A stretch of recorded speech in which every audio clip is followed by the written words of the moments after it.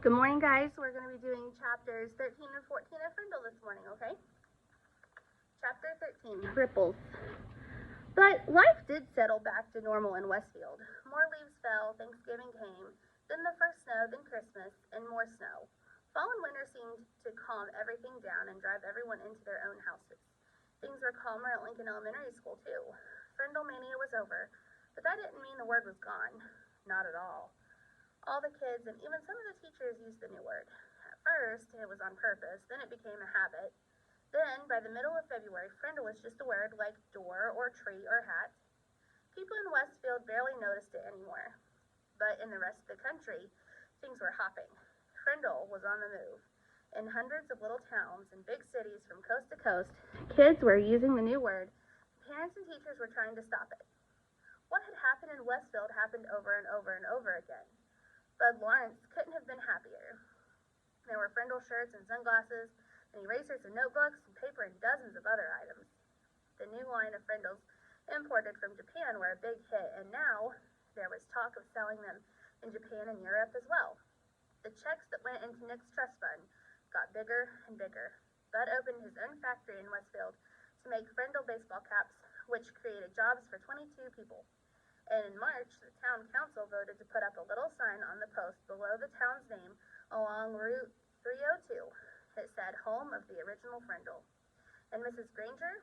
She seemed to have given up, or perhaps she had been ordered to. No one knew. Her poster about the forbidden word had quietly disappeared from the bulletin board, and kids were not staying after school or writing sentences anymore. It was business as usual, except for one thing.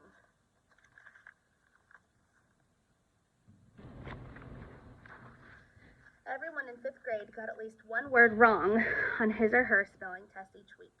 Every week, the first word at the top of Mrs. Granger's list was pen, and each Friday during the test, every kid spelled it Frindle. Nick was sort of a celebrity for a while. Everyone had seen him on The Late Show and on Good Morning America and 2 or 3 other TV shows. John and Chris and all his friends kept asking about what it was like to ride in a limousine. After a week or 2, though, it was old news, and everyone seemed to forget about it and move on. The only person who couldn't quite forget about everything was Nick. Chapter 14, Inside Nick. On the outside, Nick was still Nick, but inside it was different.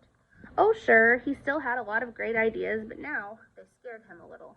For instance, Nick learned in social studies class that people who buy stuff are called consumers.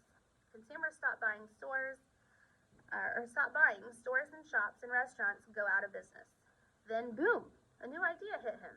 All the kids loved lunchtime, but the awful part about lunch was the eating part, school food. And the food was never a surprise. You had to smell it all morning and then go eat it. The food was always bad. Well, thought Nick, the school cafeteria is sort of a restaurant, isn't it? And the students are the consumers, right? And we don't really have to buy our lunches there, do we? Nick could see it all. He would get all the kids to bring their lunches from home every day until the ladies who made the lunches cooked better food. He was sure those women didn't cook food like that for their own families. The kids were the consumers with $1.35 in their pockets, and until the food was better, that's where their money would stay. Great idea. Nick was sure it would work, and he got all excited about it. But then Nick remembered what had happened with Frindle. It stopped him cold. He was sure that if all the kids stopped buying lunch, sooner or later someone would figure out that it was all Nick Allen's idea.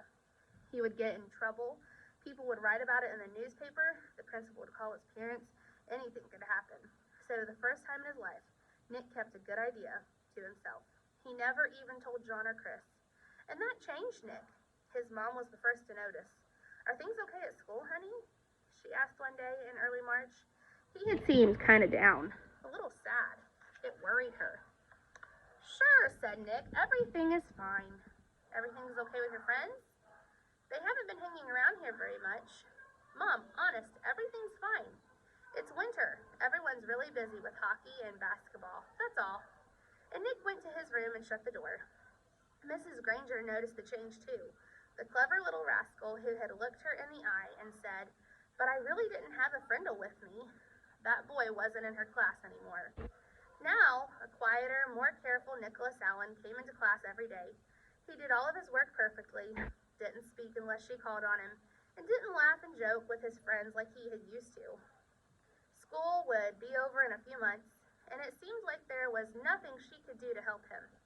Toward the end of the year, Nick remembered the letter that Mrs. Granger had asked him to sign on the back when the Friendle business was just getting started.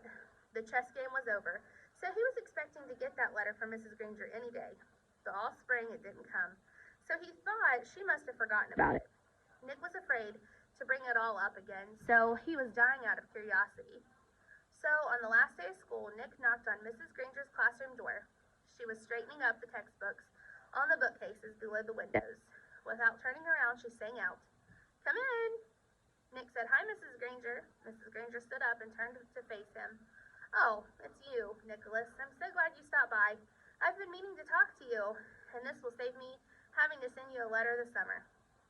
Nick gulped and said, "That's what I came here for, the letter." Mrs. Granger looked puzzled for half a second, and then she said, "Oh, that letter." Then she paused. "You will recall, Nicholas, that I said I would send you that letter when all this was over. And it's not over." "It's not?" Nick tilted his head to one side and asked, "When will it be over?" Mrs. Granger smiled and said, "Oh, believe me, Nicholas, you'll know when it's over. I wanted to talk to you about something else." She walked across the room and stood about 2 feet from him. Nick had grown during the year, and their eyes were almost on the same level. Nick noticed that the eyes were softer, but just as powerful. "I've noticed that you've been very quiet for the past few months. You know, Nicholas, you didn't do anything wrong this year. I know a lot of things happened, and a lot of things were said, and you must have had some difficult days here and there, but your idea was a good idea, and I have been very proud of the way you behaved, most of the time."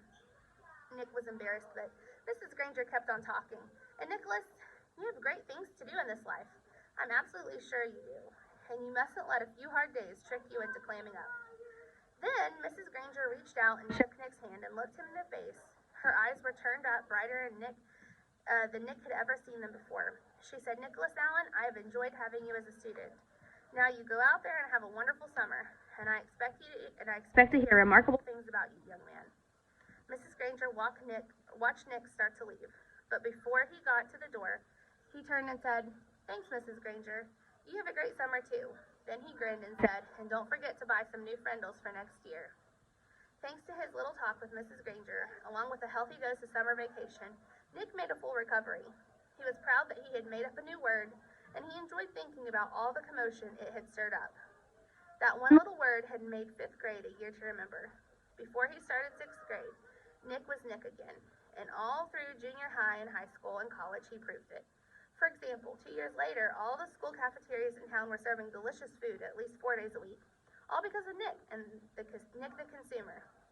And the state superintendent of the schools had made a special trip to Westfield to learn why this little town had the most successful school lunch program in the state.